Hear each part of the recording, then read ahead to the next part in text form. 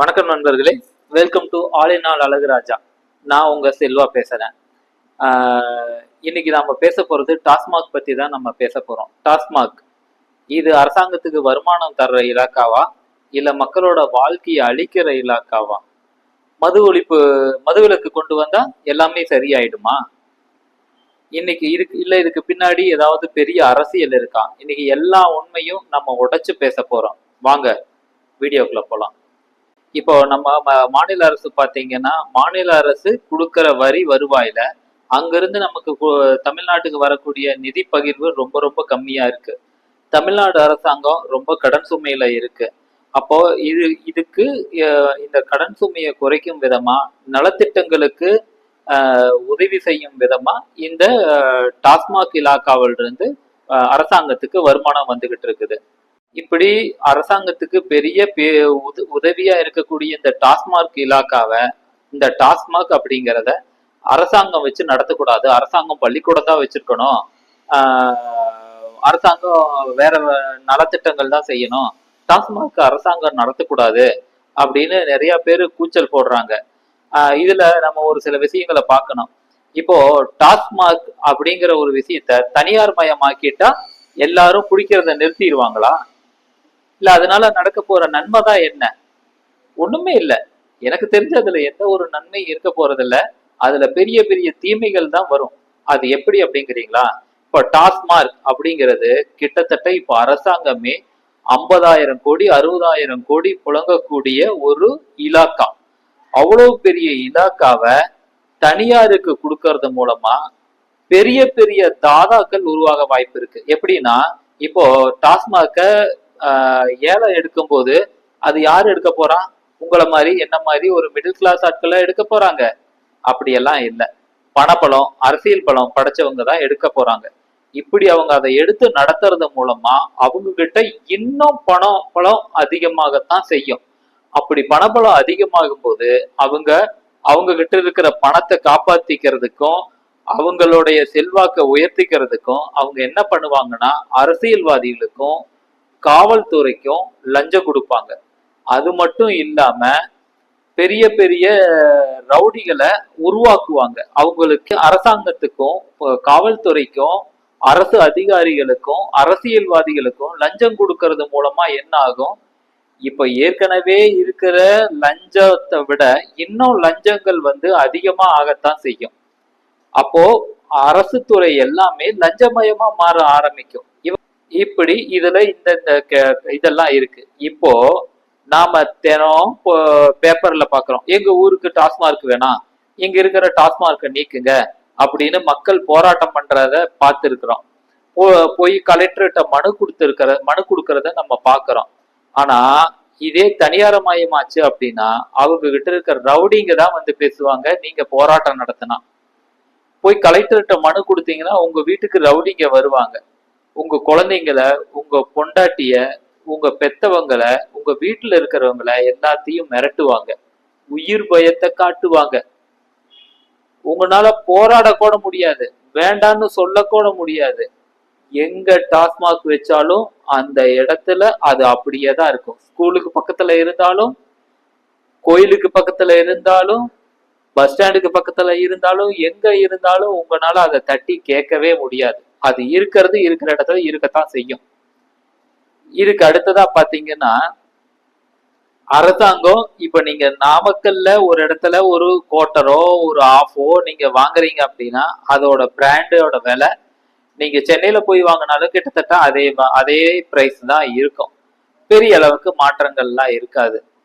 ஆனா தனியார் மயமாகறப்போ இது என்ன ஆகும்னா, கடைக்கு கடை விலை மாறும். அடுத்தது பாத்தீங்கன்னா, அரசாங்கம் எங்க இருந்து அரசாங்கம் கொள்முதல் பண்ணி எல்லா கடைகளுக்கும் ஒரே மாதிரியான குவாலிட்டியை தான் அனுப்புவாங்க. ஆனா இங்க என்ன ஆகும் அப்படின்னா, தனியார் மயமாக்கும் போது குவாலிட்டியில வேரி ஆகும். ஒரு சில கடைக்காரங்க, ஏன் பெரும்பாலான கடைக்காரங்க அவங்க லாபத்துக்காக மட்டமான சரக்கை வாங்க ஆரம்பிப்பாங்க. ஏன்? இவங்களே கூட பட்ட சாராயத்தை காய்ச்சி அதை பாட்டில்ல நிரப்பி அதை கடைகள்ல விற்க கூட ஆரம்பிப்பாங்க. அப்ப நீங்க என்ன பண்ணுவீங்க? உங்களால ஒன்னும் பண்ண முடியாது. ஏன்னா அவங்க கிட்ட இருக்கிறது பணபலம், அடியாள் பலம், ரவுடி பலம், இவ்வளவும் அவங்க கிட்ட இருக்கும். உங்களால கேள்வியே கேட்க முடியாது. இதுதான் தனியார் மயமா, தனியார்கிட்ட குடு அப்படின்னு சொல்றது என்ன அப்படின்னா, இப்படி தனியார்கிட்ட கொடுக்கும்போது தனியார்கிட்ட யாரு குடுன்னு சொல்றாங்களோ அவங்களே போய் அதுல ஏலம் எடுப்பாங்க. ஏன் இன்னைக்கு வைகோவோட பையனே பீடி கம்பெனி வச்சிருக்கிறதா சொல்லி பேச்சு அடிபடல, பீடி கம்பெனியும் சிகரெட்டு கம்பெனியும் வச்சிருக்கிறதா சொல்லி பேச்சு அடிபடல. இவ்வளவு தூரம் பேசுற அவங்க ஏன் பீடி கம்பெனியும் சிகரெட்டு கம்பெனியும் வச்சிருக்காங்கல்ல. அதே மாதிரி ஏன் இன்னும் நிறைய அரசியல்வாதிகள் லிக்கர் ஃபேக்டரி கூட வச்சிருக்கிறாங்க. எல்லா கட்சியிலயும் லிக்கர் ஃபேக்டரி வச்சிருக்கிற அரசியல்வாதிகள் இருக்கிறாங்க. அப்படி இருக்கும்போது அவங்க ஒயின் ஷாப்பையும் அவங்க தான் ஏலத்துக்கு எடுப்பாங்க. அப்படி ஏலத்துக்கு எடுக்கும்போது உங்களால ஒன்றும் பண்ண முடியாது. இதுதான் தனியார் மயத்தோடைய இருக்கக்கூடிய ஒரு பெரிய ஆபத்து. இப்ப அவங்க தான் என்ன சொல்றது, ஒழிக்கணும், டாஸ்மாக மூடுங்க. அரசாங்கம் ஏன், அதுவும் நம்ம சீமான் அண்ணன் அவரே சொல்றாரு, அரசாங்கம் பள்ளிக்கூடத்தை தான் வச்சு நடத்தணும், டாஸ்மாக வச்சு நடத்தக்கூடாது, டாஸ்மாக் தனியார் கிட்ட தான் இருக்கணும் அப்படின்னு அண்ணன் தெளிவா ஓப்பன் ஸ்டேட்மெண்ட் கொடுக்கறாரு சீமான் அண்ணன். அப்போ நீங்க டாஸ்மாக் விடும்போது அண்ணன் சீமான் அண்ணனே வந்து எடுப்பாரு. ஏன் இளைய தளபதி விஜய் கூட வந்து இருப்பாரு. விஜயோட ஃபேன்ஸ் எல்லாம் வந்து கெட்ட வார்த்தையில நீங்க கமெண்ட் பண்ணுவீங்க. ஏன் நாம் தமிழர் சீமானோட தம்பிகள் எல்லாம் வந்து கெட்ட வார்த்தையில எல்லாம் நீங்க கமெண்ட் பண்ணுவீங்க. அப்படிங்கிறதுக்கெல்லாம் நான் பயப்பட மாட்டேன். நீங்க யாரு வேணாலும் என்ன கமெண்ட் வேணாலும் பண்ணுங்க, அதை பத்தி கவலை இல்லை. உண்மைய சொல்லணும், அதுதான் என்னோட ஒரே நோக்கம். நான் சொல்லுவேன், நீங்க யாரு மிரட்டுனாலும், சீமானோட தம்பிகள் வந்து கமெண்ட் பண்ணாலும் சரி, நாம் தமிழரோட தம்பிகள் வந்து கமெண்ட் பண்ணாலும் சரி, அதுக்காகவெல்லாம் நான் கவலைப்பட மாட்டேன். நான் உண்மைய சொல்லுவேன். ஏன் நாம் தமிழர் சீமான் அண்ணன் கூட வந்து எடுப்பாரு, ஏன் இளைய தளபதி விஜய் கூட வந்து எடுத்து நடத்துவாரு. இவ்வளவு தூரம் பேசுற அவரு கூட வந்து ஒயின் ஷாப் எடுத்து நடத்துவாரு. அப்படி இருக்கிறதுனாலதான் அவங்க எல்லாரும் தனியார்கிட்ட கொடுக்கணுங்கிறாங்க. இவங்க பேசுறதோட அர்த்தம் உங்களுக்கு புரியுதா? இதுதான் தனியார் மயமாக்கலோட ஒரே பிரச்சனை. இதுக்கு அடுத்தது மது கடைகளையே மூடணும் அப்படிங்கிறாங்க. மது கடைகளை மூடன்றதுன்னா என்ன நடக்கும் அப்படின்னு தெரியுமா? நான்லாம் சின்ன பையனா இருக்கும் போது இந்த மாதிரி மதுக்கடைகள், அரசு மதுபான கடைகள் எதுவுமே கிடையாது, டாஸ்மாக் எதுவுமே கிடையாது. அப்ப எல்லாமே பனங்கல்லு இல்லைன்னா கள்ளச்சாராயம். சீசன் வரும்போது பனங்கல்லு அதிகமா விற்கும். அப்படி இல்லை அப்படின்னா பனங்கல்லோட சீசன் முடிஞ்சிருச்சு அப்படின்னா கள்ளச்சாராயம் விற்கும். எங்க ஊர்லயே நிறைய பேர் இருந்திருக்கிறாங்க கள்ளச்சாராயம் காய்ச்சி வித்தவங்க, நான் சின்ன பையனா இருக்கும் போது. இன்னைக்கு பெரும்பாலும் கள்ளச்சாராயம் ஒழிஞ்சு போச்சு. கள்ளச்சாராயம் பெரும்பாலான இடங்கள்ல இல்லை, ஆனா சில இடங்கள்ல இருக்குது, நான் அதை இல்லைன்னு சொல்லல.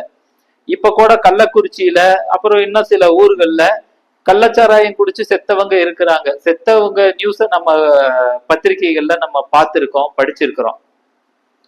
இப்படி அரசாங்க மதுபான கடைகளை வச்சிருக்கும் போதே இப்படி கள்ளச்சாராயங்கள் குறைவான விலைக்கு கிடைக்குது அப்படின்னு அதை குடிச்சு எத்தனை பேர் சாவறாங்க. அப்போ மதுக்கடையை மூடுறது மூலமா எல்லாரும் மதுவை குடிக்காம நின்றுவாங்கன்னு நீங்க நினைக்கிறீங்களா? ஏன் கொரோனா டைம்ல மதுக்கடையெல்லாம் மூடி இருந்தப்போ, யாரும் வீட்டை விட்டு வெளியே வரக்கூடாதுன்னு சொன்னப்போ டெட்டால் பாட்டில எடுத்து குடிச்சிட்டு செத்தவங்க எல்லாம் இருக்கிறாங்க. ஏன் இந்த ஹேண்ட் சானிடைசர் அதை குடிச்சிட்டு செத்தவங்க எல்லாம் எவ்வளவு பேர் இருக்காங்க. ஏன் வீட்டுலயே நிறைய பேர் மதுபானத்தை காய்ச்சினாங்க, அப்படி காய்ச்சினதுனால அரெஸ்ட் பண்ணாங்க அப்படின்னு நீங்க எல்லாம் கேள்விப்படலையா? கேள்விப்பட்டோம், நம்ம அந்த செய்தியெல்லாம் பார்த்தோம், படிச்சோம். அப்போ மதுக்கடைகள் இருக்கிறதுனால மது குடிக்கிறாங்க அப்படிங்கிறது ஒரு பச்சை பொய். ஒரு உண்மையான சம்பவம் சொல்லணும். எங்க ஊர்ல ஒரு பையன் இருந்தான், ரொம்ப நல்ல பையன், நல்லா படிக்கிற பையன். அவன் எங்க ஊர்ல இருந்த வரைக்கும் நல்ல பையனா தான் இருந்தான். அவன் அதை விட்டுட்டு அடுத்தது டவுனுக்கு படிக்க போனப்ப, சென்னைக்கு படிக்க போயிட்டு திரும்பி வரும்போது பாத்தீங்க அப்படின்னா அவன் ஒரு குடிகாரனா வந்தான். ஏன்டா இப்படி கெட்டு போயிட்ட அப்படின்னு சொல்லி கேட்டதுக்கு அவன் என்னங்கிறான், நான் என்ன பண்ணட்டும், என்னோட நண்பர்கள் அப்படிப்பட்டவங்களா போயிட்டாங்க, அதனால நான் குடிச்சிட்டேன் அப்படின்னு சொல்லி. இத ஒரு ஒரு ஒரு ஒரு ஆத்தர் கூட, ஒரு எழுத்தாளர் கூட என்ன சொல்லியிருக்காரு அப்படின்னா, இந்த மாதிரி யாரோ ஒருத்தங்க காரணம் அப்படின்னு சொல்றது பொய் அப்படின்னு இருக்காரு. அதாவது நீங்க வந்து அதாவது நீங்க ஒருத்தன் வந்து அந்த கெட்ட விஷயத்த செய்யணும் அப்படிங்கிற ஒரு எண்ணம் அவன் மனசுக்குள்ள இருந்தா மட்டும்தான் அவன் அப்படி கெட்ட விஷயங்களை செய்வானோ இல்லையா. அந்த கெட்ட விஷயத்த செய்யணும் அப்படிங்கிற நோக்கம் அவன் மனசுல இருக்கணும். இருந்தா மட்டும்தான் அதுக்கான வாய்ப்பு கிடைக்கும் போது அவன் அந்த கெட்ட விஷயத்த செய்வான். அப்படி ஒரு நோக்கம் இல்லாதவன் அந்த கெட்ட விஷயத்த செய்யவே மாட்டான். ஏன் என்னோட நண்பர்கள் பல பேரை பார்த்திருக்கானே. ஏன் ஈவன் நானே கூட என்னோட நண்பர்கள் எல்லாம் சரக்கு குடிக்கும் போது பக்கத்துல உட்காந்து மிச்சர் தின்னுட்டு சில்லி எடுத்து தின்னுட்டும் வந்துகிட்டு இருக்கோம். நிறைய நண்பர்கள், ஏன் உங்களோட பல நண்பர்களை நீங்க பார்த்திருக்கலாம். உங்க கூட வந்து உட்காந்து பிரியாணி, சில்லி, ஸ்நாக்ஸ் இதெல்லாம் சாப்பிட்டு எல்லாத்தையும் காலி பண்ணிட்டு போற நண்பர்களை நீங்க பல பேரை பார்த்திருப்பீங்க. அவங்க எல்லாம் குடிக்காம தானே இருக்கிறாங்க. அப்போ மதுக்கடையை திறந்து வச்சிருக்கிறதுனால யாரும் குடிக்கிறது கிடையாது. ஓகேவா? அவங்களுக்கா அந்த குடிக்கணும் அப்படிங்கிற எண்ணம் இருக்கிறதுனாலதான் அவங்க அந்த மதுவை குடிக்கிறாங்க. இல்லைன்னா அந்த மதுவை அவங்க குடிக்க மாட்டாங்க. ரெண்டாவது, அரசாங்கம் நடத்தும் போது அரசாங்கம் நடத்துது மதுக்கடையை நடத்துதுங்கிறாங்க. அரசாங்கம் என்னைக்காவது ரோட்ல போறவங்களை கைய பிடிச்சு வந்து குடிங்க குடிங்கன்னு சொல்லுதா? அப்படியெல்லாம் ஒண்ணும் இல்லையே. அரசாங்கம் சொல்றது. இதே நீங்க பாண்டிச்சேரியில போய் பாருங்க, அங்க எப்படி இருக்கும்னு அழகழகான படங்கள் எல்லாம் வச்சு விளம்பரப்படுத்தி இருப்பாங்க. நீங்க இங்கிருந்து போறப்பவே, ரோட்ல நடந்து போறப்பவே அங்க தூரத்துல இருக்கிற கடையை உங்களால பார்க்க முடியும். இந்த இடத்துல மதுக்கடை இருக்குது வாங்க அப்படிங்கிற மாதிரி அழகழகான விளம்பர படங்கள் எல்லாம் போட்டிருப்பாங்க. ஒவ்வொரு மதுவுக்கும் ஒவ்வொரு பிராண்டுக்கும் தனித்தனியா உள்ளுக்குள்ள அந்த மதுக்கடை கிட்ட போறப்பவே ஒவ்வொரு பிராண்டுக்கும் தனித்தனியா அழகழகான படங்கள், அட்ராக்டான படங்கள் எல்லாம் வச்சிருப்பாங்க. இது தனியார் மதுபான கடைகள். ஓகேவா? ஆனா தமிழ்நாட்டில் இருக்க அரசாங்க மதுபான கடைகள்ல அந்த மாதிரி எல்லாம் விளம்பரம் இருக்கா? ரொம்ப பிளைனா இருக்கும். டாஸ்மார்க் அப்படின்னு போர்டை தவிர அங்க வேற எந்த ஒரு பிராண்டுக்கும் விளம்பரம் இருக்காது. வேணுங்கிறவங்க அவங்களுக்கு வேணுங்கிற பிராண்டை வாங்கி குடிச்சுக்கலாம். இதுதான். தனியார்கிட்ட கொடுத்தா அவங்க விளம்பரப்படுத்துவாங்க, வந்து குடிக்க நம்மளை தூண்டுவாங்க. ஆனா நீங்க அப்போ அரசாங்கத்துல நடக்கும்போது அரசாங்கம் எந்த ஒரு விளம்பரமும் செய்யறது இல்ல, நாம குடிக்கிற மாதிரி நம்மளை தூண்டுறதும் இல்லை. இதுதான் அரசாங்கத்துக்கும் தனியாருக்கும் இருக்கக்கூடிய ஒரு வித்தியாசம். சரி, இந்த இதுல இவ்வளவு பிரச்சனைகள் இருக்கு. இதுக்கு எல்லாத்துக்கும் மேல இதுக்கு என்னதான் தீர்வு அப்படின்னு நீங்க கேட்கலாம். அதுக்கு எங்கிட்ட சில தீர்வுகள் இருக்கு.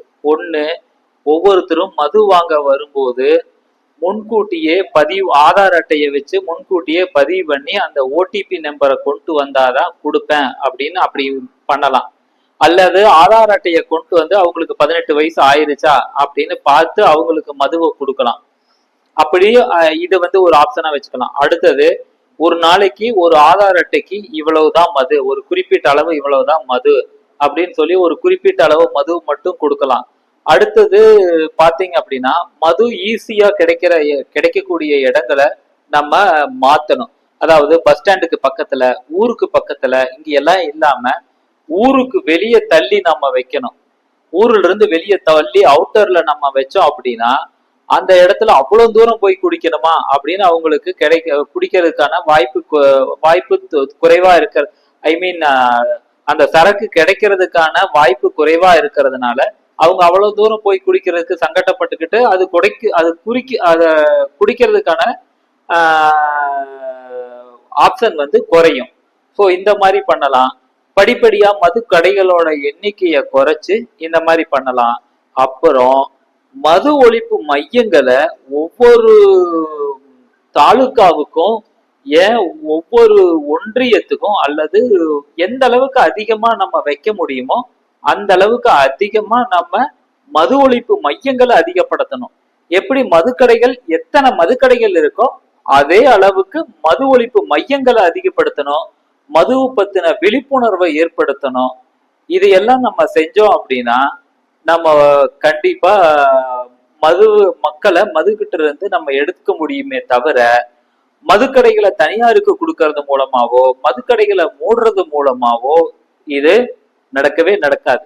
ஏன், இப்ப ஜெயலலிதா இருந்தப்பதான் டாஸ்மார்க் அப்படிங்கிற ஒரு அமைப்பு வந்தது.